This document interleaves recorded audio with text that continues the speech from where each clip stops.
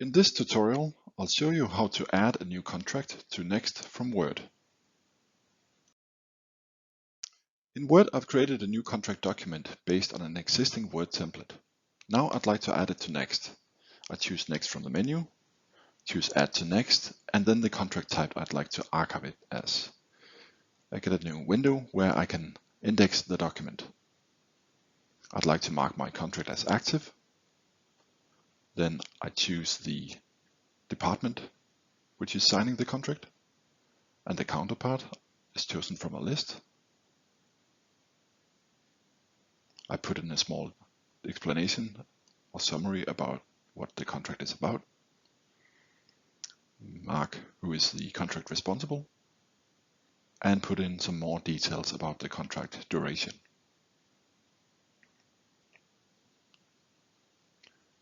And I can also fill in some tags, allowing me to easily find the document again. Then I press Save, and now the document has been added to Next.